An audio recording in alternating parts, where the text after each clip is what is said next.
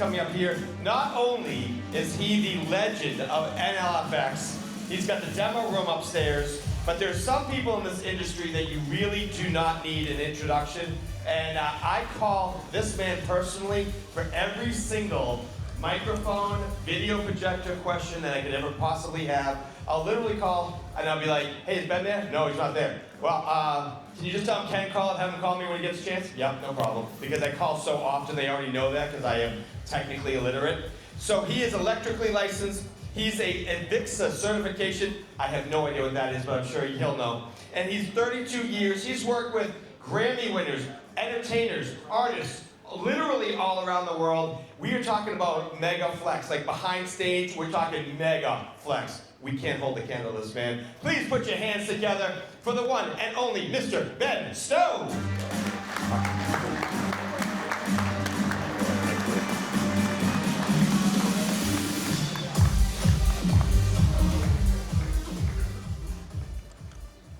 That's an awful lot to live up to, Ken. Well, I tell you, he said we're going to talk about technical things, but we're not. We're going to actually talk about the state of the industry, the future of the industry. We're going to talk about, I think, some things that are necessary.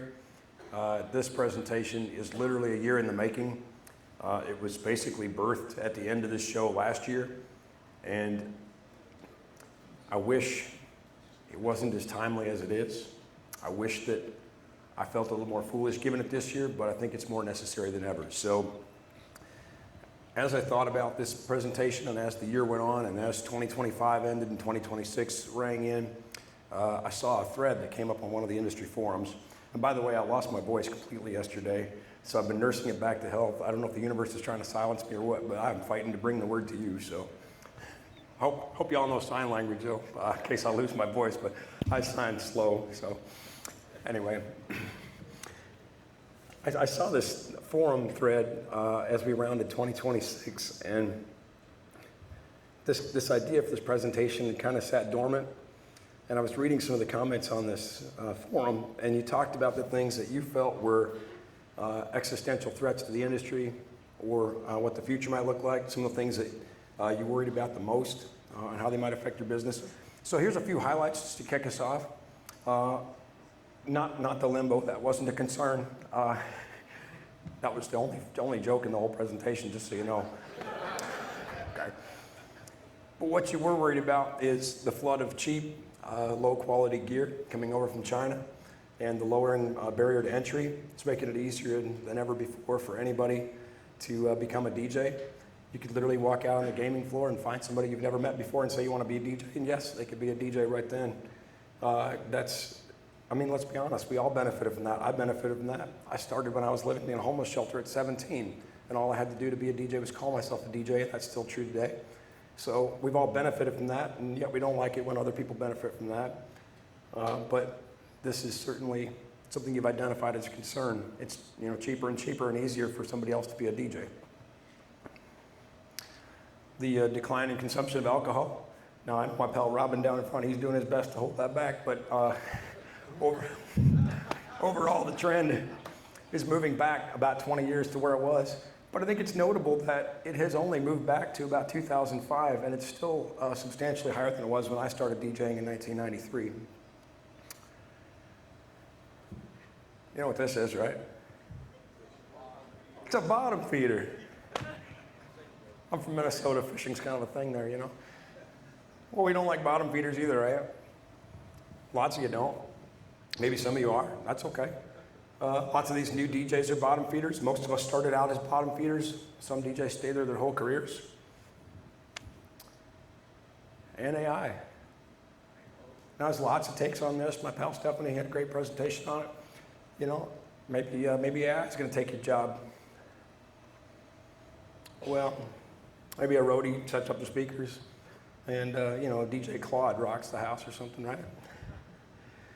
I think we can put this one to bed right now, to be honest with you. I think if you can be replaced with an algorithm, then you've got work to do. I think maybe we'll see AI. I think we will definitely see AI being a tool. Maybe just much like the dreaded sync button, but it's going to integrate into our tools and our resources. My personal opinion, I don't see it as a viable replacement for what we ought to be offering our clients.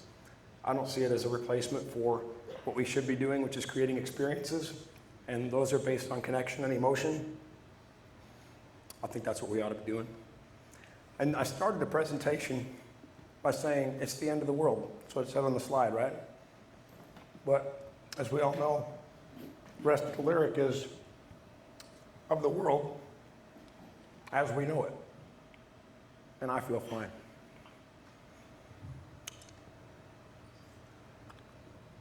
Here we go. Right there, the OG himself, Mad Joe Martin, ladies and gentlemen. 50 years ago.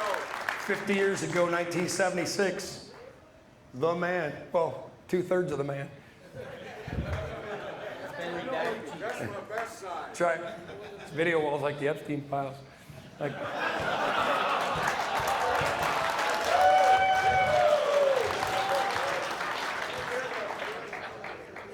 if my voice suddenly goes out, you'll know why.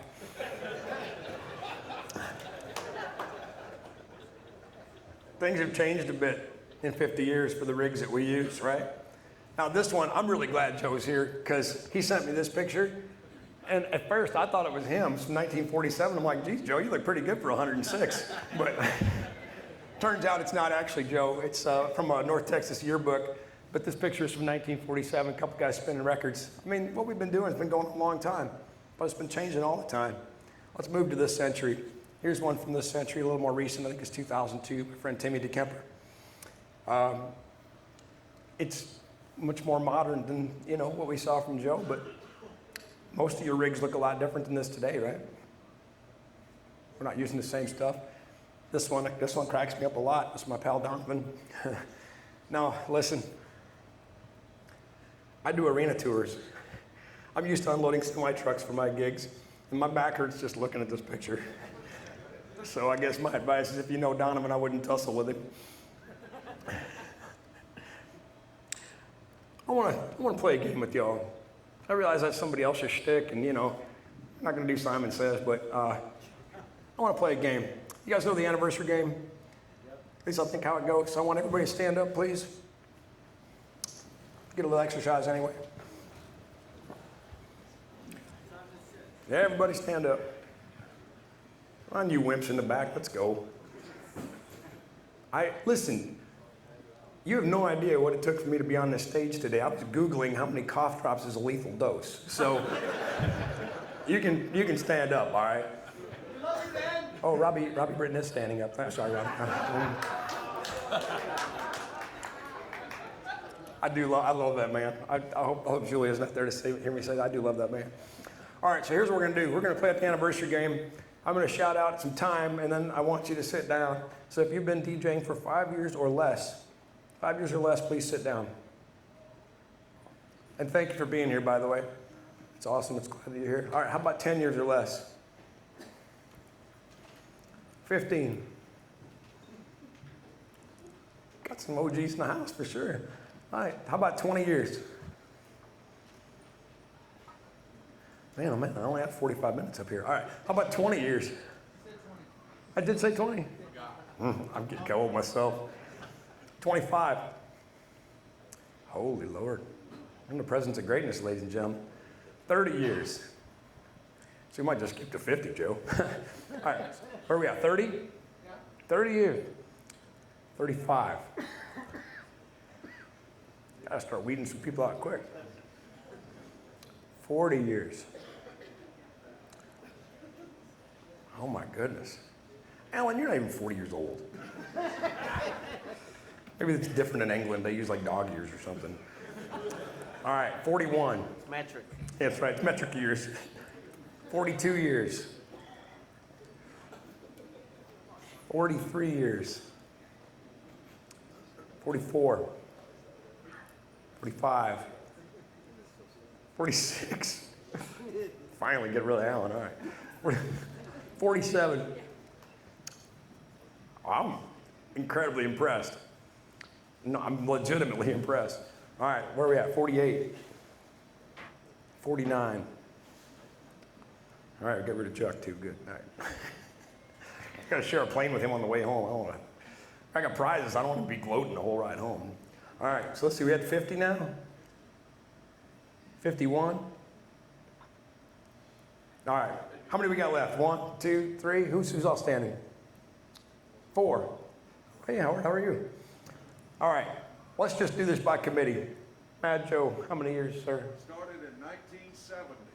Okay, so let me do the math. That would be 54. 56. Numbers is hard. All right. Tell me the number, Joe. 56. Sure, we'll go with that. 56. All right. I was going to say, he's 106. All right. Howard, how many years for you, sir? 52. 52. Awesome. Who's left? Big Daddy, of course. How many, Big Daddy? 55. 55. How many for you, sir? 61 years. 61 years. Well, I'll tell you what, Robin, can I have you help me? I have some prizes for you, sir. Congratulations on that. I have some prizes before we get to my point. First is some Centrum Silver vitamins. We want you to be around for longer.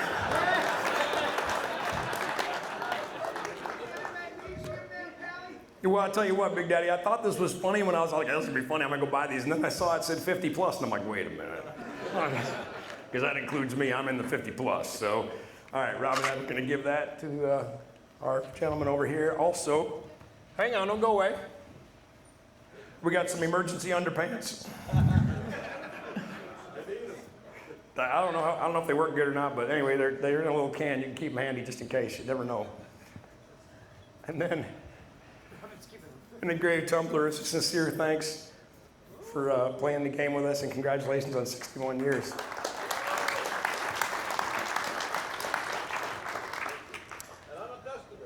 And I know, and I appreciate a lot. That means so much. You have no idea, like truly.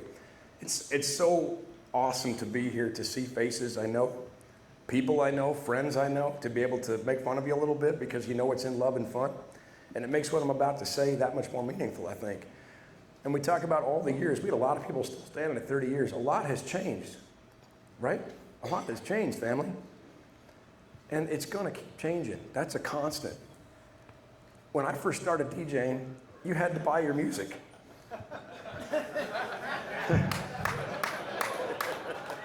It wasn't a question of morality or legality. It was a question of practicality. You had to buy your music. There was no alternative, right? And then I spent thousands of dollars on CDs, and a few years later, my competition didn't have to. The barrier to entry has been lowering ever since he spun his first record, right? It has been a constant. So, I didn't think too many people would know what this is, but some of you were around when they were being used. So, you guys know what this is? Somebody shout out. Some kind of steam engine. It's a steam engine. See, I knew you were around. All right. So, it's a steam engine. It's a device that powered the industrial transformation of the world. When we went from, water wheels and horses and manual labor, suddenly we had steam. And there's a guy by the name of Andrew Watt. And Andrew Watt, by the way, he's also the guy we can thank for the unit of measurement that most speaker manufacturers lie about. But yeah, definitely my voice is coming out. Somebody's in the back with a blow dart just ready to take me out. Andrew Watt invented a way to make the steam engine far more efficient, dramatically improving the output and efficiency of the steam engine. And people predicted the collapse of the coal industry as a result because these engines required far less coal when they ran. But that isn't what happened, is it? The lowering cost of use actually made these much more available to everybody. Their use exploded. More and more people used these because of the lower cost of operation. So the amount of coal being consumed actually went up dramatically.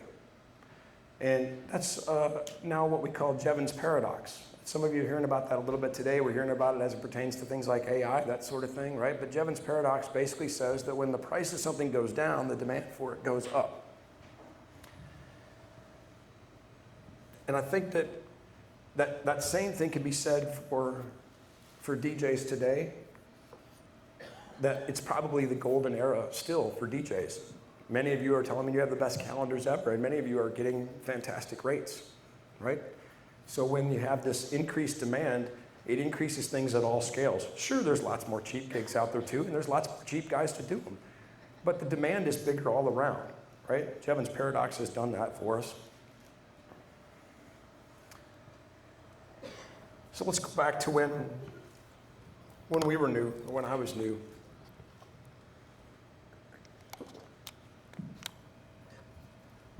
Ken said some really nice things about me up here, you know, about my career in the 32 years working in Europe, Asia, touring all over the world, Grammy winners, rock and roll Hall of Famers, country music Hall of Famers, but that isn't where it started.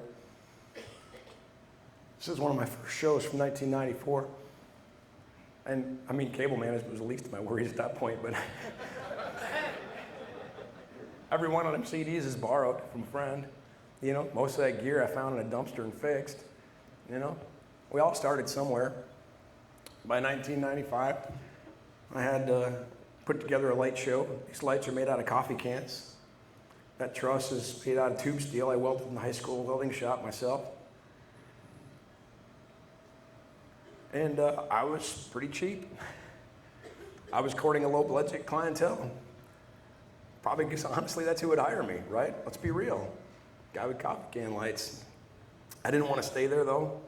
I didn't want to stay courting low-budget clientele. I wanted to grow. I wanted to pursue better clients. Well, I was young, and I was pretty insecure. I was easily shaken. I want to tell you a story. It's a little bit hard to tell because I know that I'm probably the only DJ in here who ever had insecurity or an ego. But I did. And I remember attending this dance at the local university, probably in the hopes of meeting a girl, which surely did not pan out. But anyway, there was a DJ there for the dance. Does that make sense, right? Checks out. And just the mere presence of this other DJ in the room that I did not know shook me so much that I had to call a friend for like backup, you know? Like, hey, come hang out with me so I can just be in this room with this other DJ because I'm just so insecure about myself at this moment, you know? My friend did come and we hung out and I pretty much just sat and glared at this guy all night. But you know what I didn't do? I didn't go up and introduce myself. I didn't go make a new friend. I didn't go make a new colleague. I was 18, I was young. I didn't yet understand what most of you hopefully understand. There's a big difference between a competitor and a colleague. Today, I would definitely go up and introduce myself. And you might say, well, sure, it's easy for you to do. You know, you're MEX Hall of Famer, you know. Well, listen, it's not about that, it's mindset, right? Today, the shows that I do, they look a lot different. You know, I'm definitely working with a higher level of clientele. That doesn't mean that I don't get undercut. I still lose shows to others that are cheaper. And I've come to understand that there's a lot of people in our industry that maybe they're passionate about audio or they're just passionate about being entertainers, but they aren't business people. A lot of us got into it for that reason, right? Maybe they don't understand what it costs them to do a show. Maybe they're just not pursuing the same goals that I am. So when that happens, what do we do about it? I could take it personal, like most of Michael Jordan does.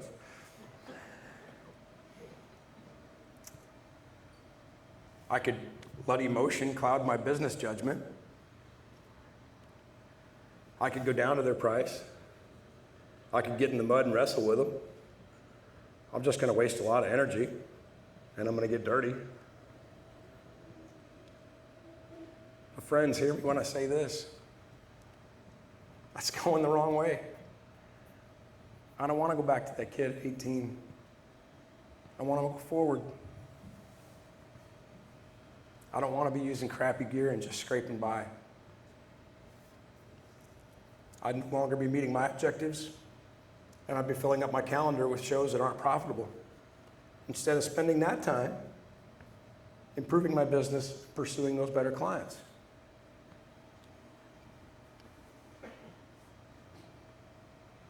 I just felt like I wanted to leave that on the wrong way sign for a minute. Just think about that. Which way are we going? You know what else I could be doing? I could be reaching out to those colleagues, having a meal or a cup of coffee with them. Maybe they need to rent some gear from me. Maybe I need to rent some gear from them. Maybe I get a call for a client whose budget doesn't meet my needs.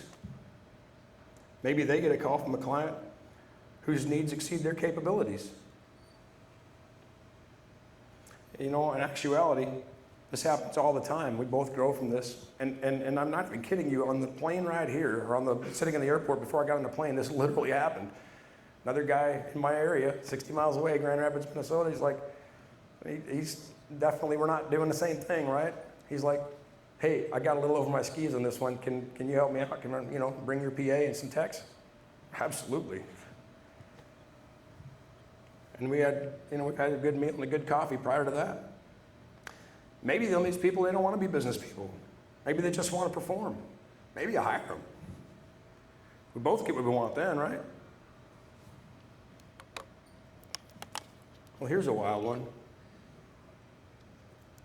What if I invite them here? What if I invite them to MEX? What if I help them understand how to grow their business and that we are a business? Together, I think we can make this industry a better place for all of us. Amen. Oh, I'm just getting started. Thank you. You guys familiar with the K-shaped economy? Hearing about that a little bit in the news too. Talking about the K-shaped economy. What it means is you got, like, let's say there's this economic median here. And the people on the top of that line, their situation is improving. And the people on the bottom part of that line, the situation is getting worse. Now you could say, well, the rich are getting richer and the poor are getting poorer, but this is more than that. This goes all the way to the middle. It's not just the extreme rich and the extreme poor, that there is this literal divergence in the economy. And I'll tell you what, I grew up crazy poor, and it's no fun being poor. And I know that if I'm going to grow my business, I need to pursue the clients who are on the top part of that K. And let me tell you what, if you're pursuing the clients on the bottom part of the K, there's nothing wrong with that. I applaud you because, again, I grew up poor. But their means to pay you are decreasing by the day. And that is just fact. And again, if you're saying, hey, I just do this as a hobby, I do this as a charity, bless you for that. That is fine. That is okay. I'm not here to judge anybody, but I'm telling you that from a business modeling standpoint, you have a limited amount of inventory on the calendar. And I don't care what you charge. That's not my point. But my point is, understand that if you want quality clients, they require quality results. That's what that's supposed to say. Quality presentations require quality video walls.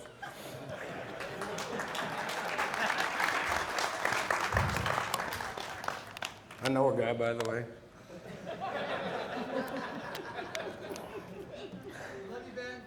Thanks, bud. So let me just say it since you can't read it, but quality clients require quality results. If you're a good salesman, you can fool them once or twice. But that circle moves together too, right? Like we all do, birds of a feather. And I was talking to some good friends of mine, Cleveland Terry, Jason Jana, people who pursue some of these higher end clients, and I said, break it down for me. What does it take? And what they said, just common sense, right?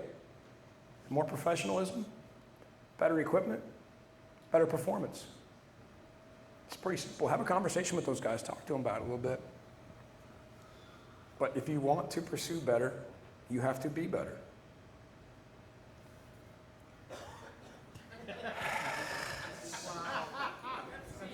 What does it mean? It's playing their game. That's why we con them. Yeah. That's why we come to MEX. I use the last bit of voice I have to say, that's why we come to MEX. Earlier we had a contest to see who's been a DJ the longest. So now I want to ask something different. Who is here for the first time? First timers. Yeah.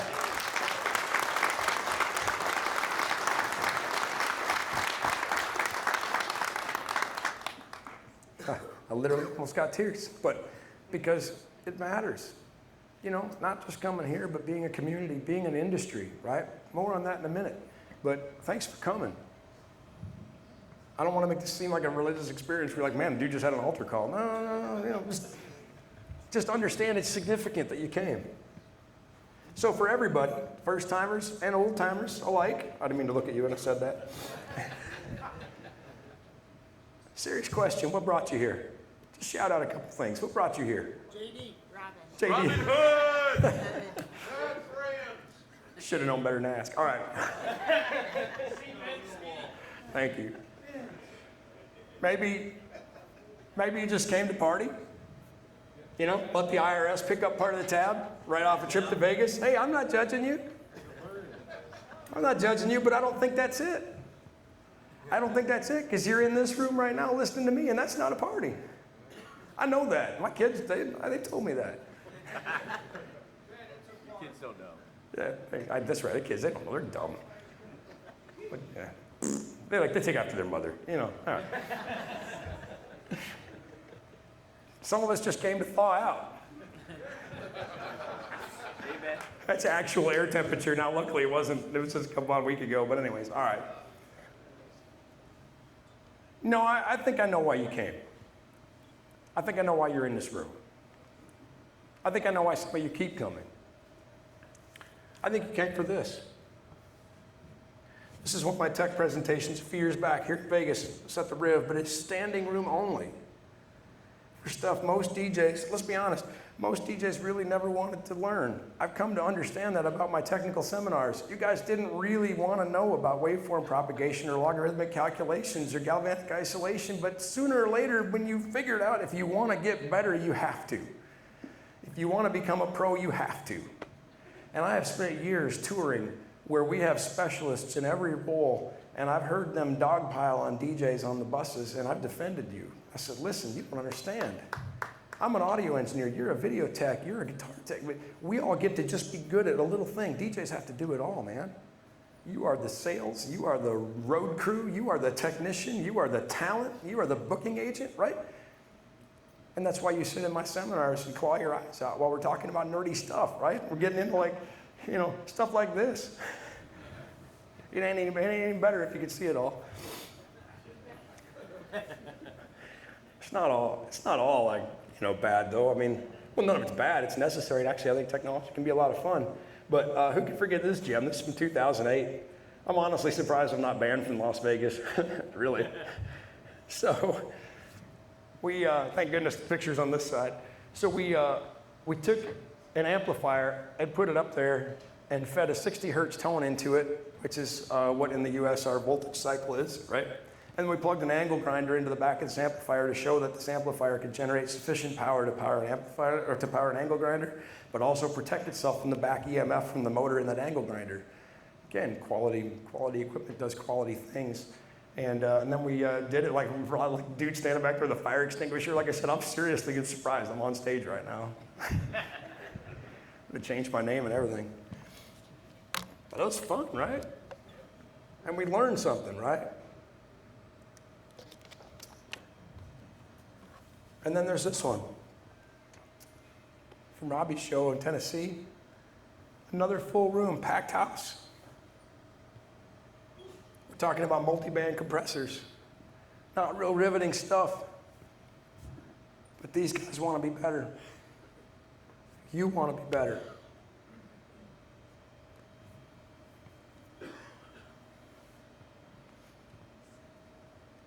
I'd also like to point out in the front row on the left, my dear friend Drax.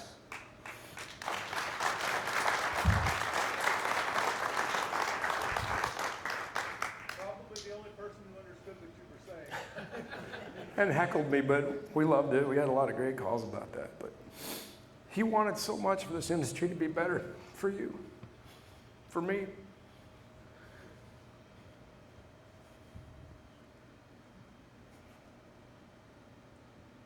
That torch is ours now. And we better carry it. It's not just in the seminar rooms. Had a couple great dinners while I've been here already. Surely you have too. That's Toad on the right, but it's actually kind of an improvement.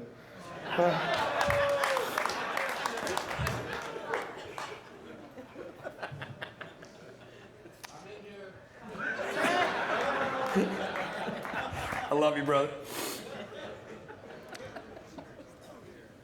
Friends, look around right now. Look in this room. Look around. I'm serious. Look around. Look at you. Look at each other. This is cool. This is cool. We're a group of like-minded professionals that have come together to be better. And who can forget the exhibit hall? A place where you come to meet manufacturer reps and experts, right?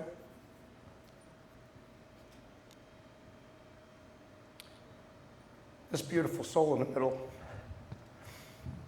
I didn't need the tears while this bad voice. Sorry. This beautiful soul in the middle is my oldest daughter, Rainey. And many of you know her. She's come to a couple of the shows. This was at one of the trade shows. Now you would know her as Dr. Rainey. Doctor of Dental Surgery, Rainey DDS. And did you know that there are roughly the same number of dentists in the United States as there are DJs?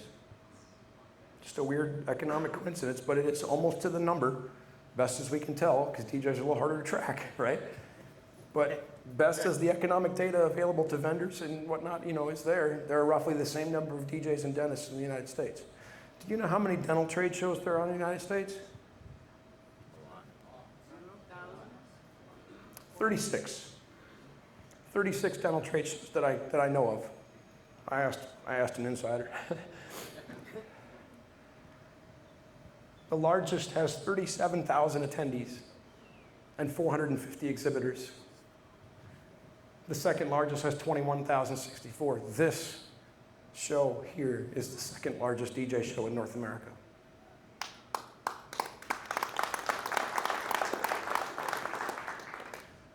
But there's about 800 of us here. Maybe. And you guys came. You're saying, what are you yelling at me for? I'm not yelling at anybody, but I'm just pointing out statistical fact, right? If you've been to the exhibit hall, which I hope you have, and I hope you came to the Joshua room where we are, but if you've been to the exhibit hall, you probably asked me this question. But you asked me this question last year, and you asked me this question the year before, right? Where are all the vendors? Why is this a photo booth show? Listen, if this wasn't a photo booth show, we wouldn't be here either. We ought to be grateful for the photo booth people because they're carrying the mail for us right now. We're just riding on their coattails because we don't have our shit together.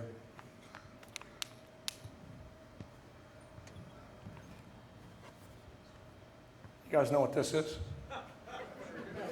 Something you drank an hour ago. What, you need an IV of? Yeah. I'm not sick, I just want my voice. No. I feel good.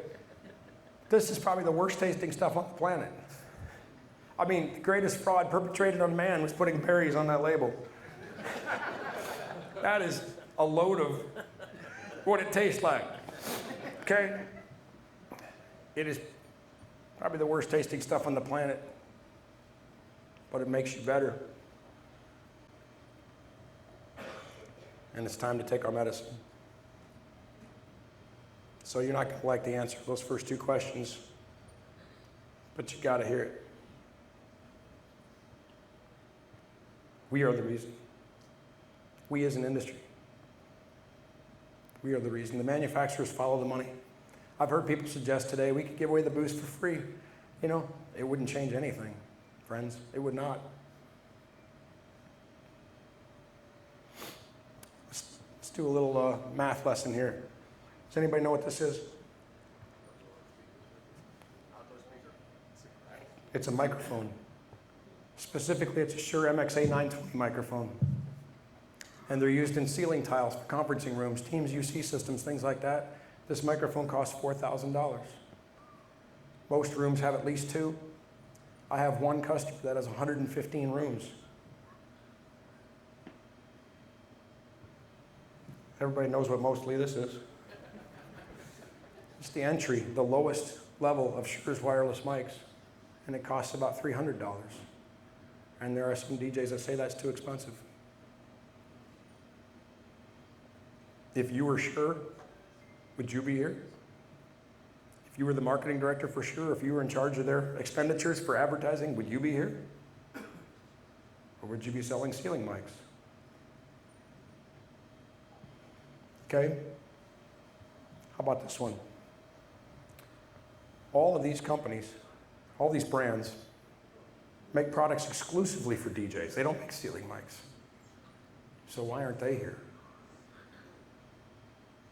Now you might say, no, wait a minute, I saw a System 1, I saw a Range System 1 in the NLFX room. You did, and we own that. We paid full price for that unit and brought it for you. We did that. They wouldn't even offer a discount for the demo unit. Literally zero value in this show, in their mind. At least that's what I inferred from that, you know? So what does it take to be here? I'm gonna have to read this, I think, because, well, you know why. So, for those of us that showed up for you, for the vendors that are here, and I can speak for NLFX, right? But for those of us who came here, what does it take to be here? Flights for our staff? Hotel rooms for our staff? Meals for our staff? Ground transportation? Time away from the office? We would almost surely make more sales sitting at our desks, without a doubt. Time better spent. And our competitors have already figured that out. You can see that plainly by walking in that room. Freight to get the demos here, so you can see them and we can have meaningful conversations with you about them, so you can make educated and better decisions for your equipment. Drayage is the fee that it takes to get that freight from the loading dock to our booth, and it usually costs more than it takes to get the freight from Minnesota to Las Vegas. I'm not even kidding. It's a handling charge, basically, right? And then the least of this, and we, there's also, banners and posters and, miscellaneous supplies, but the least of this is the booth cost. Give us the booth for free. It doesn't change 90% of the cost to be here.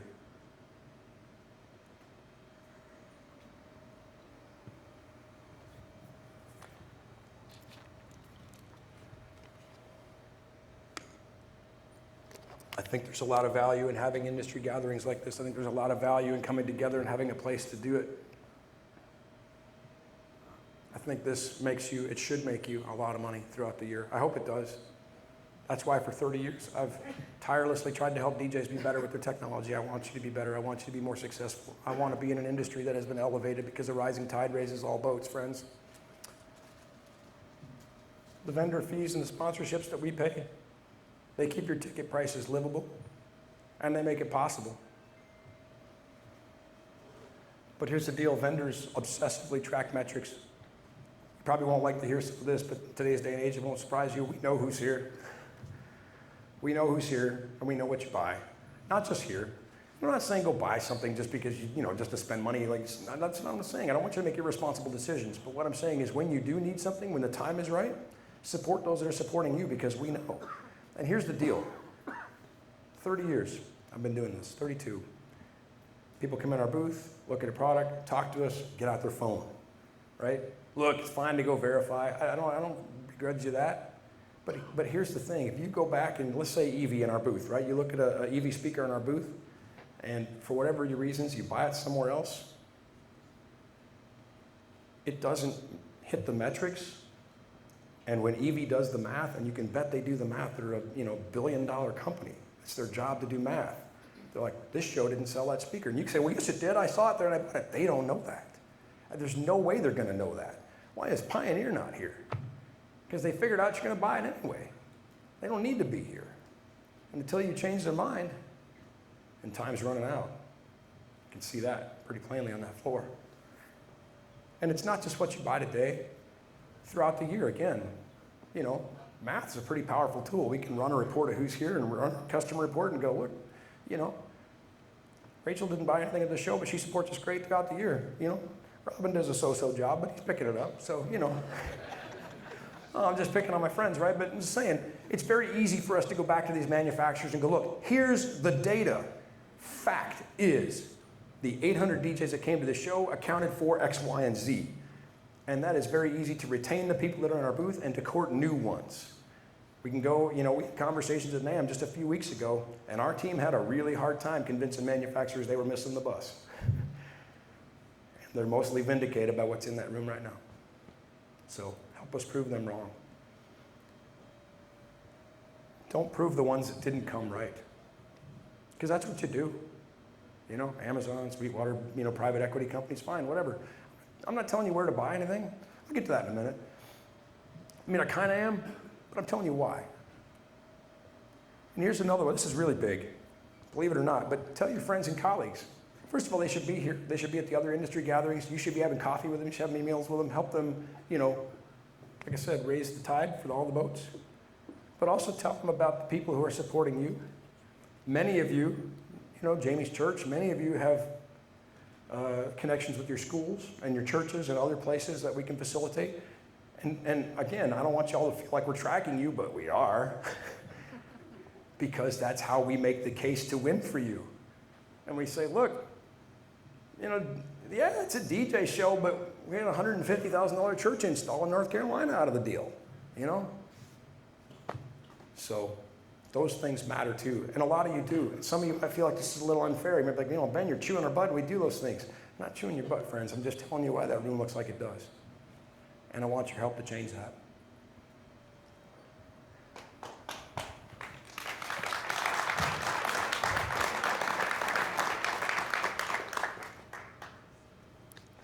Now you might say, especially you first timers, who the hell is this dude?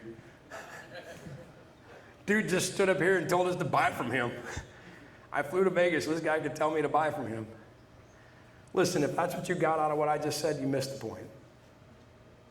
And I'm happy to talk to you later about it over coffee myself. Okay? You are in the driver's seat. You have a choice. But so do the vendors. Just understand that. You can do whatever you want. But the outcome depends on those choices you make. It's a chicken and egg scenario, right? You're here. Some vendors are here. We keep showing up for you 20 years. Support the vendors. More of them come. More vendors, more DJs come, right? We have to overcome this inertial force. For the last couple of years, it's actually been kind of a backwards force. If you've been here a couple of years, you've seen that. We have to overcome that force. But we get to choose. We get to choose what kind of industry we want to have. We get to choose if we have an industry at all. We get to choose if this is going to get better or worse. First 4 slides I showed, I talked about the most commonly mentioned fears. But they're all external. It was that guy, or this thing, or that thing, but we never said it was me. It was us. But we, singly and collectively, have the power to change the trajectory of the industry in the decisions we will make and the actions we will take. And we should be focused on what we are doing.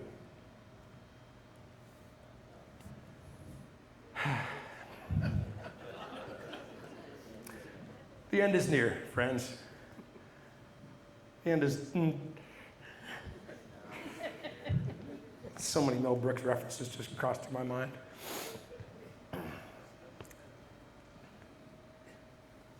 The end is near, but so is the next beginning. They're just as close to each other as they could be. The end and the beginning, and it only depends on which way you're looking. Oh gosh, anyway. Yeah. Apparently that's forward, all right. I've met some of my best friends at Vegas DJ shows, and I've met countless more friends. Again, I just love that I look out and I recognize almost every one of you. And I get to share this industry with you. I get to hug you and shake your hands and talk about our families and talk about, gosh, how many people are still standing at 30 years? It's incredible. but friends new and old, I love you. And I love this industry. Thank you.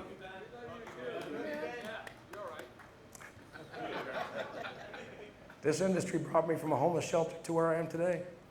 It's done a lot for all of us. And I love this industry, and I love the people that it has brought to me as friends. Because I'm closer to the end of my career than the beginning. So for me, it's about the future for others, legacy, right? I still have a good run. I mean, don't worry, it's not a retirement party. And apparently some of us never retire. But I think that we have an obligation to ourselves and also to the younger people that are coming behind us. Pave a road, create a path, create an industry. It is an industry. You know, it did a lot for me. I want to leave it a better place than I found it. And your actions, let me say that again, it's in my voice. I have a podcast to do after this too. It's going to be amazing.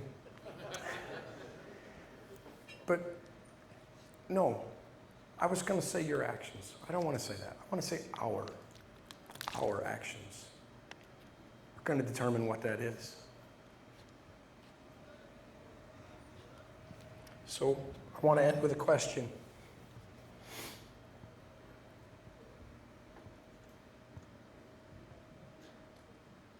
What industry are we going to build? Starting right now. Thank you, friends.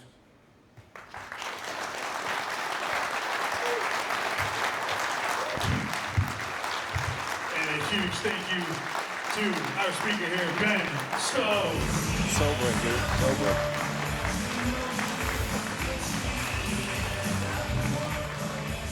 See, talk about coming through in the clutch. True story. Lost his voice Yep. and still crushed that. And Russ and I were talking off stage. We found out that we said, you know, some people don't need to have big, loud, explosion type energy to gain people's attention. That's another note that you can take from that last presentation. Really nice work, Ben. Thank you very much. How about one more time for Mr. Ben Stowe? I get to get excited because my buddy Russ over here just came out with a new track, and some people heard it yesterday, but a lot of people didn't. So we're gonna allow Russ right here to drop the new track. We're on this crowd right over here. No, we're good with those. Oh yeah, I think we also need a photo too. I think we need a big selfie photo. What do you think? You guys ready to be in a selfie photo? Can we do that? Can we do a selfie? All right, Brett, come on over here. You should go out there. And Russ is going to be right over here, and you guys, Zach, Yeah, are go on going out to there. be... Hey guys, don't forget this guy. You guys are going to be... Oh, Ben, please come in here. All right.